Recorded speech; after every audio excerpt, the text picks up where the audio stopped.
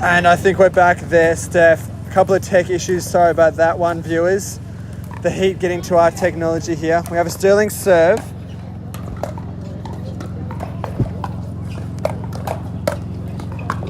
Anyway, you were asking me about Jack Wong. Jack Wong, who Joey's going to be playing in that final in singles. He's a tough beast to take on.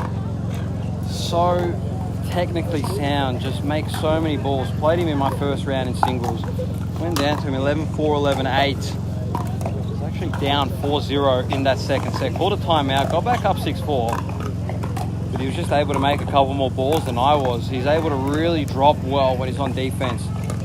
Really able to place his balls in tough areas where you're not really able to do anything on it. And that's something that really helps him out. Again, last time here, the Tweed Heads Open, a little bit of a while ago. He was actually the gold medalist here, beat Harry Brown 11-4, 11-4. So he'll be looking to get the double header here. Oh, Joey disappointed with that one. A lot of consistent dinking. So now Joey's in the singles final. Now let's talk about the mixed final, Steph. You've got Joey Wild and Danny Townsend, consistent performers over the last year, do not lose in Australia. It just doesn't happen.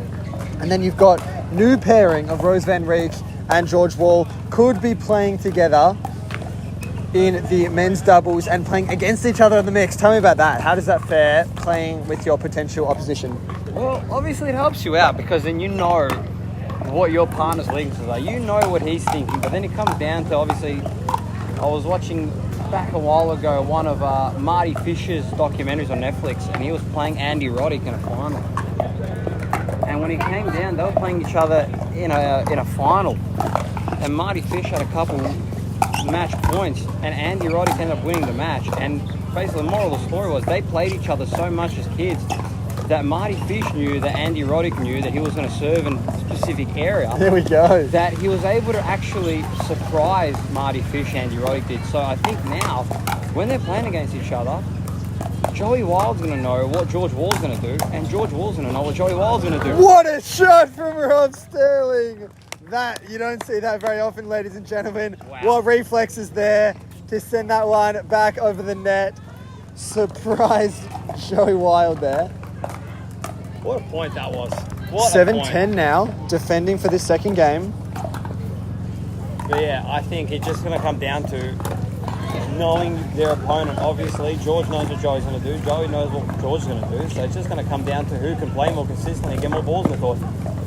Who's going to be the aggressor in that match is what I want to know. Wow, good speed up there from Rob, catching Joey off guard again. Joey tried to reach for a little bit too much out of front. Now Masada and Sterling now only 2 points down now, 8-10. Can they force a game 3? We're starting to feel the heat, both physically and literally on the court and out here at the Tweed Heads Voyager Tennis Complex.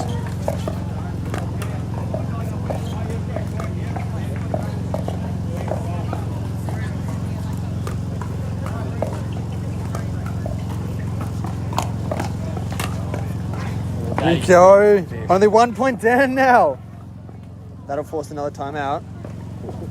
Now, Steph, how's this one heating up? How do you think, what would be going through Joey Wild and George Wall's mind now? Losing a few in a row, now only one up in the second.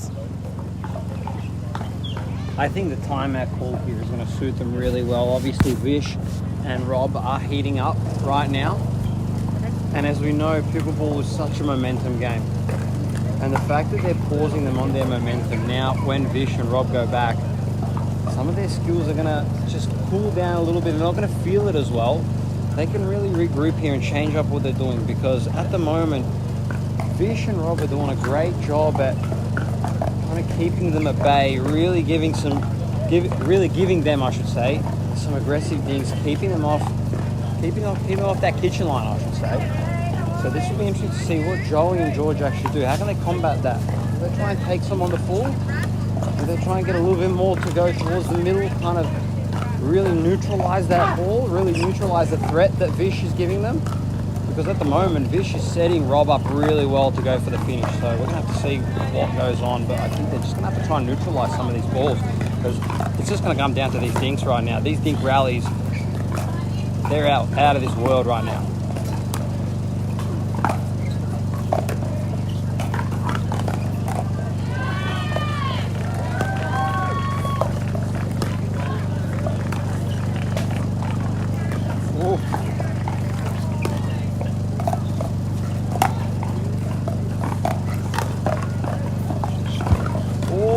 And We another go one there. 10 apiece tied. Now, Stefan, we were talking earlier about strategies. We've seen Vish lob about 4 times now. What do you think about that? It's a good little lob. I like the lob. It's a good little unexpected little element that you add. One of the players who uses it, Roman Australia, works for him really well. It's a little, element of surprise, kind of like in tennis. You got a little bit like a kick serve or a serve and volley. This in pickleball, lob just adds an element of surprise. Obviously, when you're dinking, you're expecting a dink. As soon as you get a higher ball, it's like, oh, geez, what's going on here? And especially when you get it up over your opponent, yeah, sure, it's a lob, but it's very hard to hit because if you smash it, guess what? They're at the kitchen line, they're going to put that one away. And clearly that's something Vish does really well. Just catching both Joey and George off guard. Disguises it really well as well.